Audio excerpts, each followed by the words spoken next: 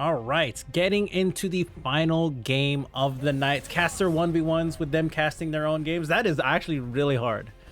So, to introduce the final game of the night, on blue team we have team MiaSovaVT. And on the red side we have team IseultAstralis. So, couple unranked players. I didn't get to see everyone's rank before this game started, but it is going to be an interesting game. A lot of bot lane bans coming out of Team MiaSova. I believe MiaSova is playing under the account Shinsengumi. I love that ramen restaurant. Not to death, but it's good. It's ramen. It's consistent. Let's talk about ramen, guys. I like ramen. I've grown an appreciation for other types of ramen that aren't tonkatsu, like the fat American that I am. But tonkatsu just hits so different in terms of flavor. But I have learned to like shio ramen, shoyu ramen, and other ramens with like vegan vegetable based and fish broth. So those are also really, really good. And the Jinx first pick. This is going to be an interesting first pick.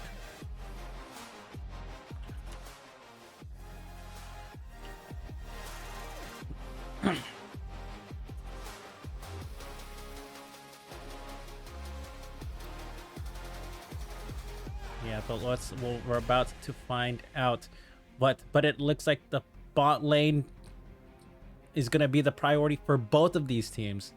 Lulu getting picked up in the first round as well as a Twitch. So we're going to be some rats in this game. And if you see a Lulu walking up to you by herself, remember, she's probably not alone. That rat is invisible and ready to take you out with those sewer skewers. That's a tongue twister, I'll tell you that.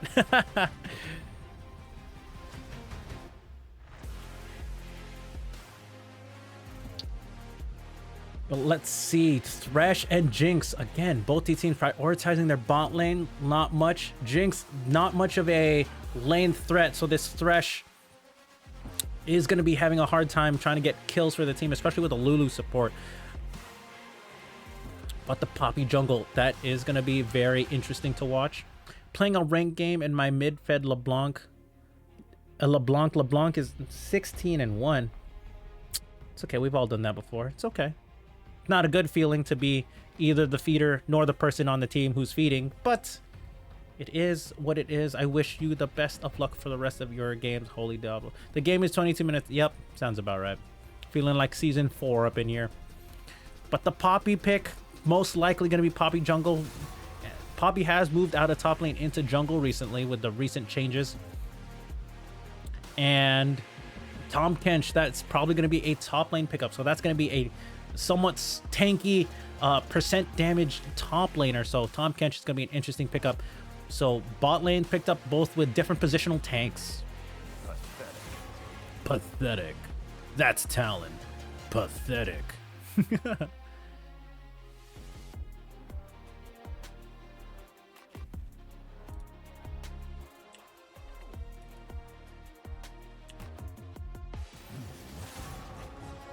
Okay, Maokai banned out. Interesting Maokai ban. Maokai hasn't really been seen, especially if it's a Tom Kench top lane. Not sure if that's a useful ban, especially knowing that Tom Kench isn't going to be support because Lulu's already been picked. But just in case it's Tom Kench jungle, which I haven't seen. But a Talon and Diana pickup, probably to prevent the mid lane.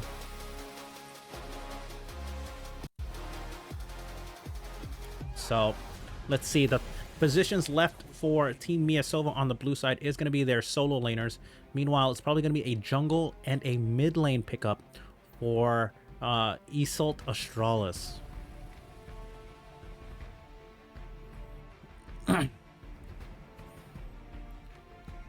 So what are they missing out here? I know Ahri's on the table. That's been banned a lot throughout the games. Nico is also available.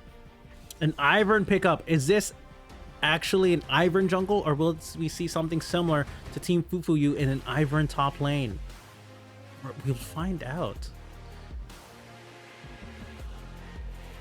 So what's interesting about this Ivern pick, again, brings a lot of utility. Oh, and the Akali pick. Ooh, very interesting pick up by Mark Kuseki. Let's get that range. And Malphite for Grunge King in the top lane. So here's the thing. Akali is an interesting pickup here. The reason why I say interesting pickup is you have Ivern, Tahm Kench, and Lulu. Depending on who they pick in the mid lane matchup, this Akali can be shut down relatively easily, considering that they have people with CC that can root as well as shield. Tahm Kench Grey Health shield, Lulu shield, and even the polymorph and Ivern Siege shield as well, along with the root. This is going to be here. Gola's Ivern. All right, talent, looks like you know what Gola's Ivern is about. Is it going to be solo top lane Ivern? It wouldn't be the first of tonight. In fact, it would be the third. Or if it's jungle, we'll find out. I'm not sure unless you have insider information for me, Talon.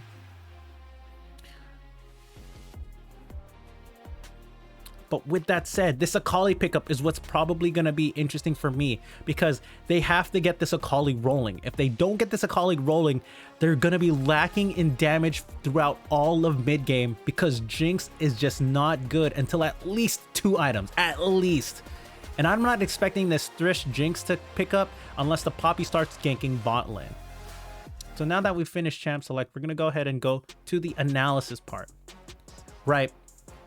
So the part of this is going to be interesting. Like I said, this Poppy, if this Poppy shows interest in bottom lane, the Lulu Twitch could be in trouble with the Thresh hook, and can definitely stop a Twitch, not very mobile, outside of summoner spells, and potentially if he ran Ghost. But that's what I potentially see if they want to get this Jinx off the ground, if not the Akali.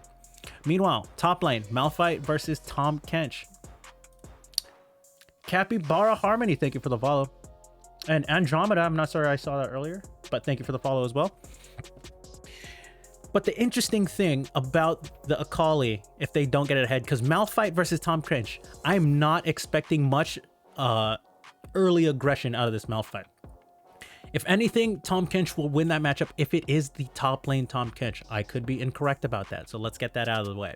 Tahm Kench definitely has more pressure because of the percentage damage on both the auto attacks and the Q. And with the consume and that ultimate ability, PTA Ivern's pretty strong because Daisy procs it. There you go, PTA. So it sounds like it is going to be a top lane Ivern. Maybe, unless it's still jungle, we'll find out. Again, unless Talon, gotta give me what position this Ivern's going in. I'm making a lot of assumptions in this draft.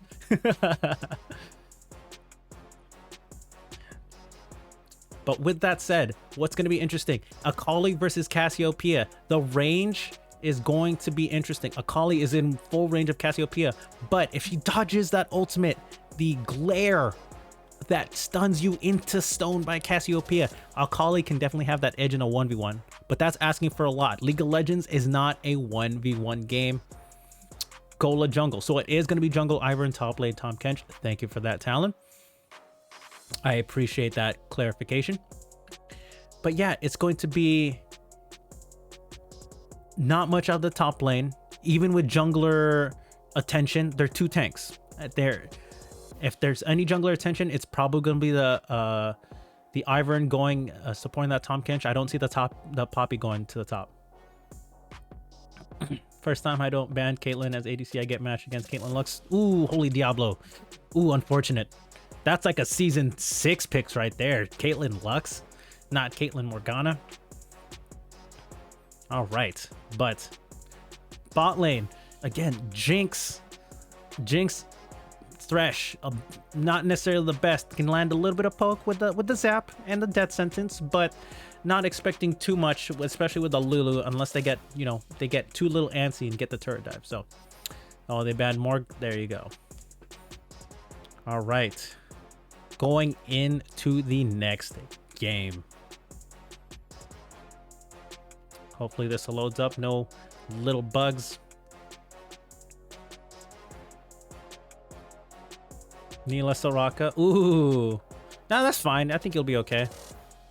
As long if you can dodge a skill shot, you'll be okay. Wonderful. Getting into this game. Let's make sure we have all the people in the right position on the scoreboard.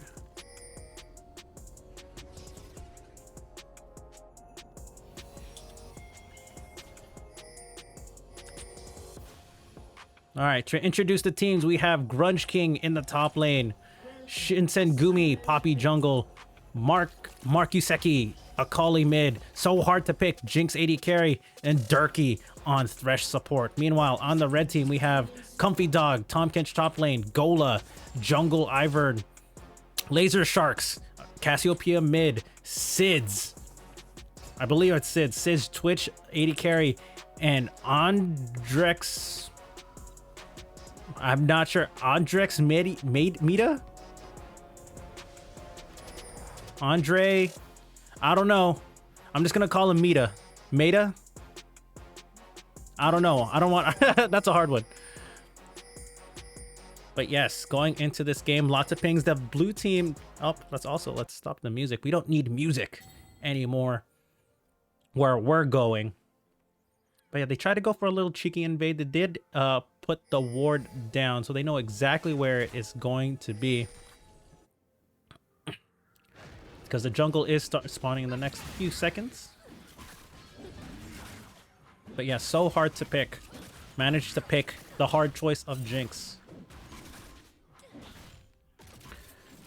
But again, let's talk about these comps. I really want to keep track of where the junglers go, because I don't see any lanes getting solo kills outside of Akali.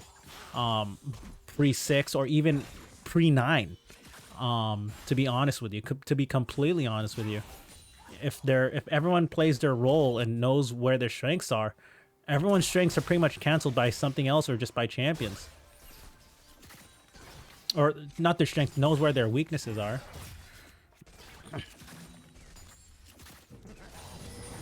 Oh, they try to go for the level 2, but here comes Sids going in. They try to go onto Durkee, put the ward into the bush. They are gonna force the flash. No heal. Exhaust has to be burned to be used. So there is the level 2 spike. So that's the power of the level 2 of Lulu Twitch. The level 2 power spike, and Durkee not respecting the level 2. So once again, educational time. Where is the level 2 spike for champions when you're laning? In the bot lane is the first entire 6 minions plus the first 3 melee minions. It has to be the first 3 melee minions because, or it has to be 2 of the range minions because they do not have enough XP. The range minions. So even if you get the first wave, 2 melees, and then a range, you will not level up and you still need to get that 3rd melee. If you're in a solo lane, where is the level 2 spike? It is the first entire 6 minions, followed by the first melee minion. So it's going to be a 2 minion difference at the beginning. So if you want to push your minion advantage and or not get punished if your opponent hits those minions first, then there you go. The level 2 spike. That's the power of a level 2 spike in League of Legends, everyone.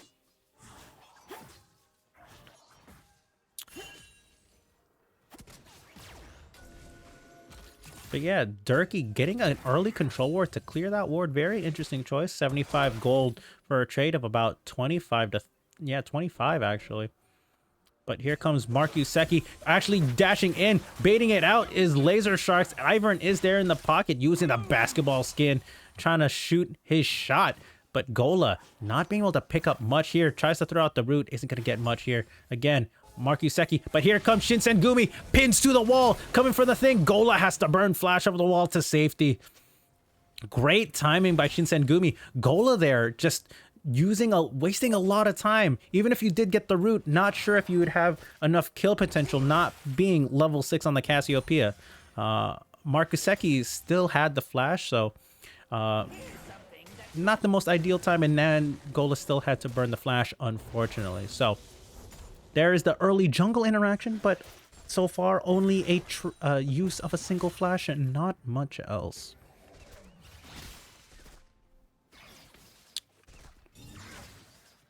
Let's take a quick sip of water. Make sure we're all doing good on that. But here comes Durka. Oh, he might be putting himself in a bad position.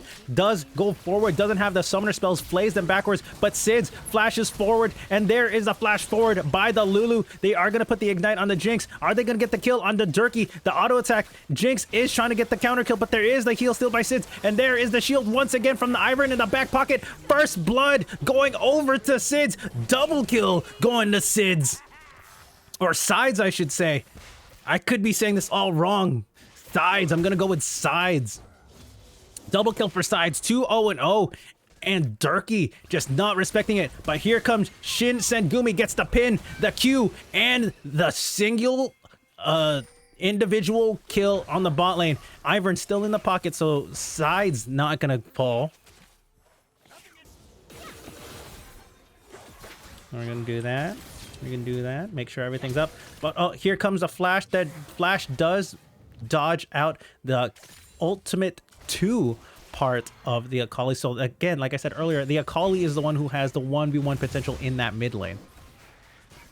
Does force the flash out. Cassiopeia still has the Ghost available in that matchup, but the Akali taking full control of that matchup, up 16-17 CS thus far. And it's going to be interesting because that could be very well the early game power spike, getting the Sork shoes first, while the Cassiopeia only getting the tier. So not a huge power spike, just mana pool to help that Cassiopeia out to spam those abilities and get that damage out. More similar to a casting ADC using DPS rather than burst as a control mage. So there we go. But again, slow burn. The action in bottom lane was actually not brought by the junglers, but a misstep by Durkee on Thresh. Oops. Looks like there is a bit of a lag spike there. Just to sync up.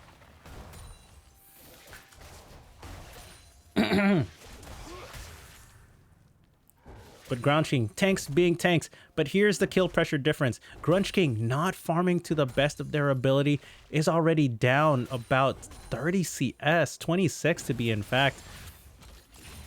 And now Durkee's and so hard to pick is in a bad position. Their wave isn't in a good spot. The cannon is pushing towards their opponent tower. And now, depending on where this jungler goes, Gola looking to go bot lane actually.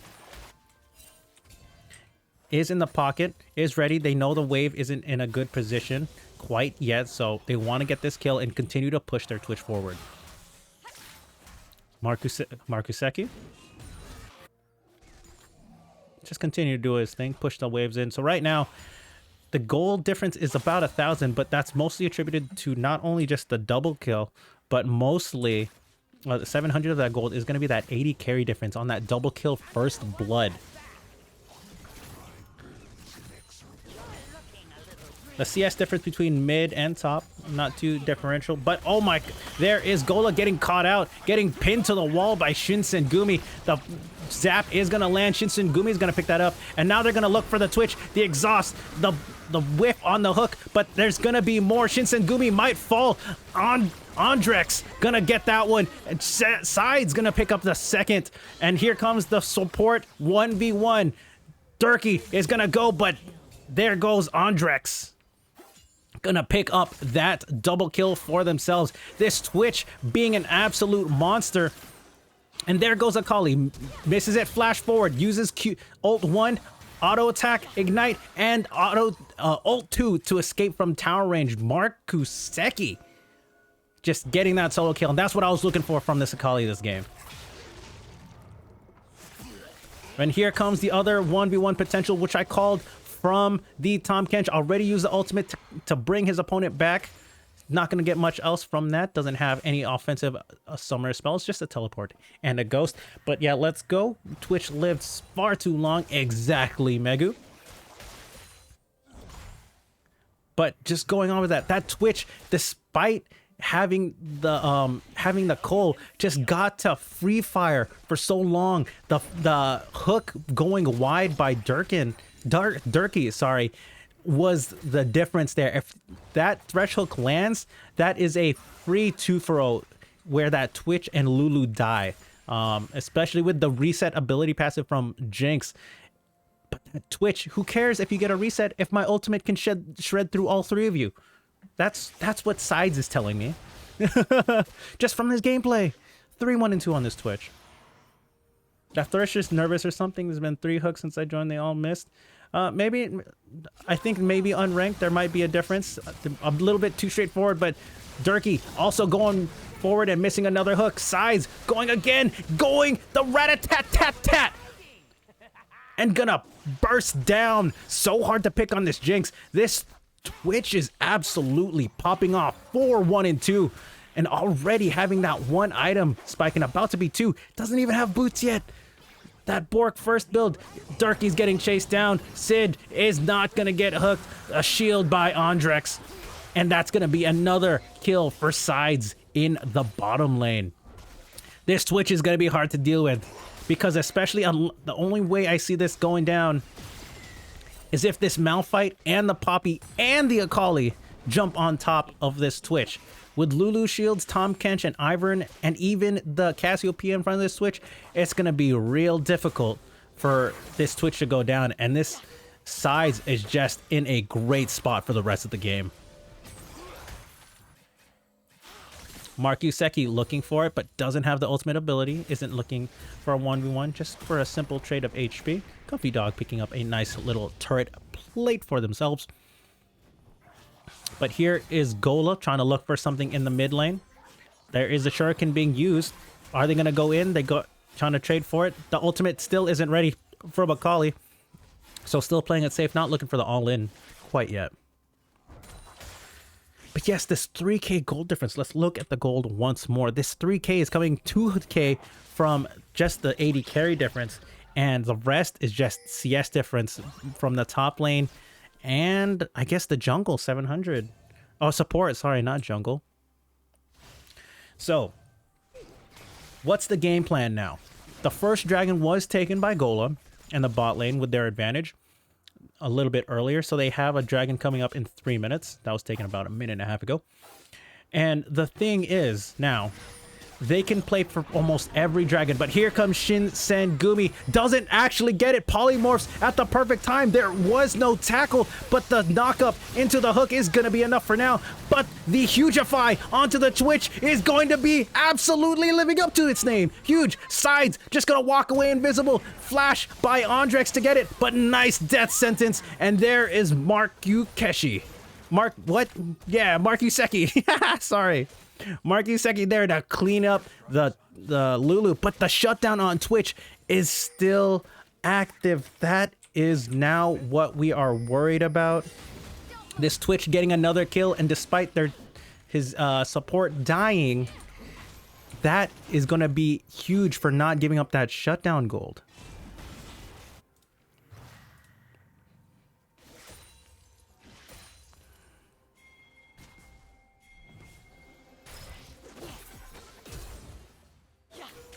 All right, but going into the game, they were able to get the shutdown gold, I believe. If I look at I don't have chat open. But the Lulu did have a good amount of gold on her. Not sure if there was a shutdown. I can look into that once more. There was not a shutdown. But what's important now for Team IseultAstralis is to continue to put the pressure on, just like how we see it right now. Gola going for the dive. Potentially, Rift Herald is going to be used. Markuseki is on the backside along with Shinsengumi. The Blast Cone is used. The Ivern is pinned against the wall, but here comes Laser Sharks. Now, the Tahm Kench is in a bad position. Gola's going to go down to Shinsengumi. And here comes Comfy Dog. Oh my gosh, great shuriken by Markuseki. And going on to Laser Sharks, but another great save by Comfy Dog on the Tahm Kench. Great shield. Is he able to do it? But meanwhile in the bot lane, Sides just gonna go rat-a-tat-tat-tat once more onto the bot lane, getting a double kill for themselves. But Shinsengumi chasing a little too far, tries to go for the little insect knockback onto the Tahm Kench. Is it gonna be good enough? The shuriken isn't gonna miss. Grunge King.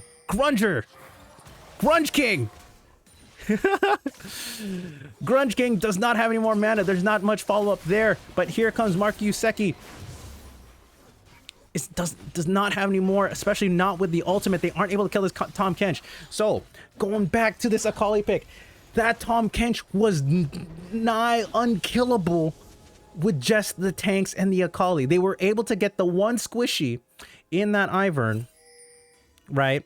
They were able to get it, but the difference is in that fight, they got to them first. They were trying to get the Cassiopeia, but the huge save by Comfy Dog on the Tom Kench to save his Cassiopeia for that allows them to walk away, only giving up one kill. And with that said, they even lost a lot of pressure, giving up some of the other waves. And the bot lane, ignoring sending your juggler topside, only getting one kill, but giving up 2 kills on the bot side. Here comes Sides once again with the support of the Lulu. That's what I said. You think a Lulu's walking up to lane by herself? Absolutely incorrect. A Twitch. Just always assume a Twitch is there.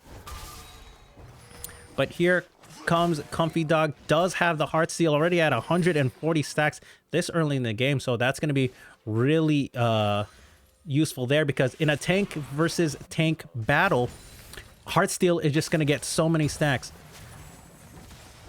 And I would know this. I play Cho'Gath. I love playing against other tanks in the top lane because it's just free Heartsteel stacks. But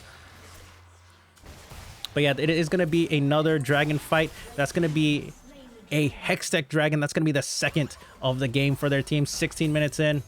And Comfy Dog looking to get the second turret top lane. Grunge King, not looking too happy, is gonna get eaten, ultimated, grounded, and a solo bolo kill for Comfy Dog in the top lane on Tom Kench. Again, that percentage damage working wonders against tanks such as Malphite.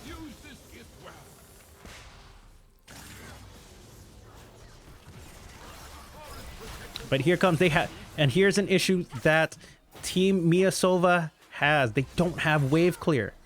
Kali's too close range. She'll be trading out, getting poisoned, getting poked out, and even the Jinx having to use the rocket form. Not the most ideal way to be clearing a wave. And don't get me started on a Malphite and a Poppy who have to go point blank. But now, the team is just bleeding out. This Akali pick has to pop off and not even go for this Twitch or the Lulu anymore. I feel like if this Akali can just fight this Cassiopeia or even the Ivern 1v1, and that's asking for a lot being an opponent jungler, that's where the win condition currently lies to get them back into the game. If you can't stop the bleeding through the Twitch or the Lulu, find your win condition somewhere else.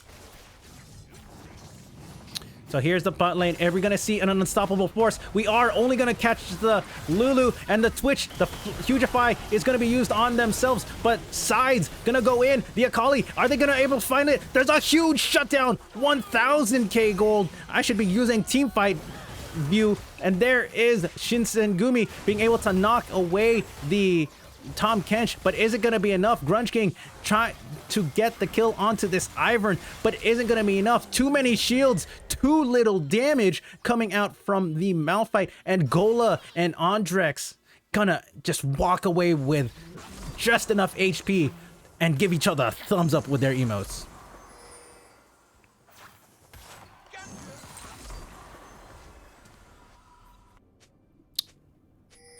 Yes, so what's important now?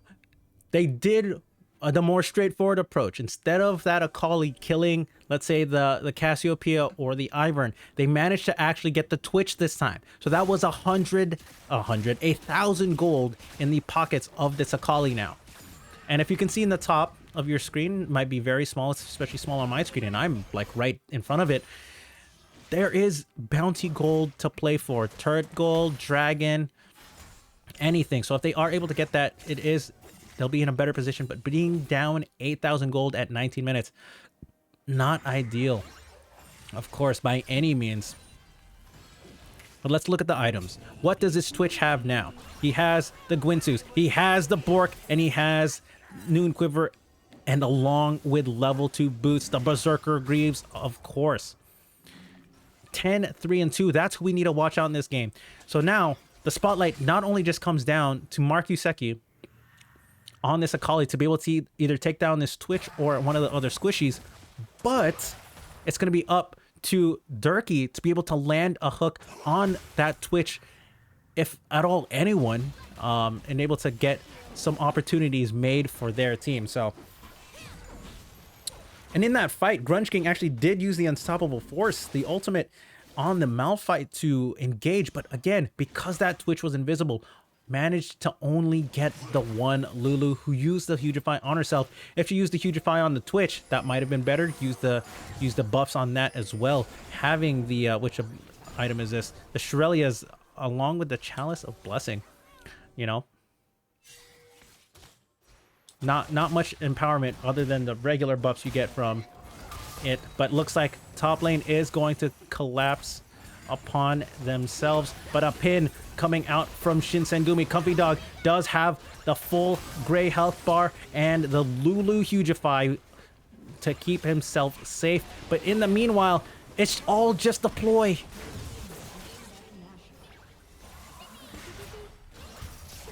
IseultAstralis just walking forward into the Baron Pit, full vision, and they want to fight some more. Side's gonna get Grunge King, and the auto attack isn't gonna be enough, and they want to dive, but they are only gonna get the one kill. But I say only one kill.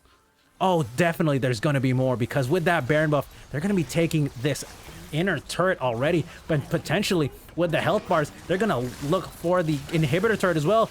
Durkee not in a good spot outside of the base. They're just getting absolutely caught out in this game. Gola just playing back and forth with the bush, getting some vision from being inside that bush. Meanwhile, Laser Shark, this is that was a 4v3. Laser Shark's trying to get the mid inner turret as well. So right now they're doing a 4-1 split bush, creating that little bush to create some form of confusion, but perhaps they're still in the bush. Maybe they're waiting. No, it looks like they're going to reset and claim their gold and spend it like there is no tomorrow. And this Twitch, 12, 2, and 3, now finished the Kraken Slayer. Kraken Slayer mixed with Gwynsu's Bork, and plus another recurve bow. If this Twitch is not locked down, it's going to be an absolute tear and nightmare for Team MiaSova. He's going to melt people, shred people, but here comes another team fight. Markuseki trying to go on the Twitch, but that's not going to happen. Sides is going to go down. Double kill going over to Sides on the Twitch. They aren't able to touch him. He's too big, he's too strong, and he has the power of friendship on his side. So hard to pick. Is having a hard time trying to heal for himself and kill Andrex on this Lulu support. This Lulu support is going to solo kill this Jinx, maybe? Oh, great flash, another auto. Oh my god, the 80 carry versus support 1v1. What is, let's go, the power of friendship. Andrex tries to go, oh no, eats the zap, but still has the shield. But here comes the rest of the team. So hard to pick, has nowhere to go. And in the end, Andrex has the 1v1 ace to clean up the rest of that fight and wins that. So well done.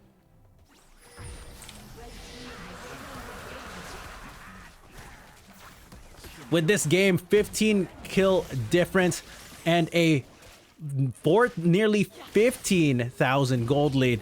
1,000 gold per kill, that's not how math works in League of Legends, but right now it is what it is. But here comes Comfy Dog, absolutely grabbing and destroying and eating up Markuseki right now. But here comes Sides going in, flashing forward, has the full support of the Lulu still in the pocket, and that's gonna clean up again. 15, 2, and 6 on this Twitch. Sides is unstoppable, untouchable, and will not stop until they can get the Nexus right here, right now. Let's go. Markuseki trying to get what he can. They're trying to pin down the Lulu. That they do get the Lulu on that fight, but what are they gonna do now? They have two. Just because the Lulu is gone, they still have two more supports in the form of Ivern and Tahm Kench to protect this Twitch. One is not enough. They're playing to their win condition and just absolutely playing it to perfection right now.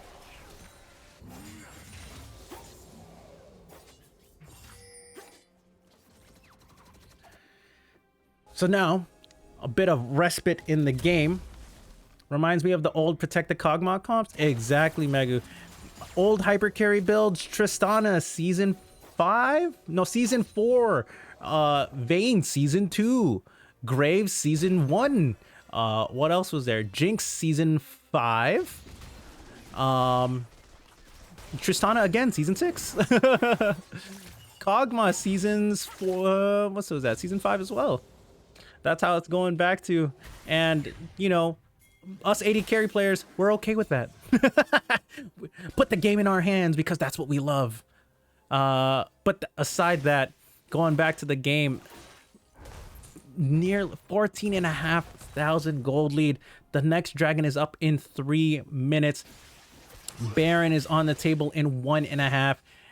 Now it's up to Team IseultAstralis to do whatever they wish at this game. Do they want to fight? Do they want to play this slow?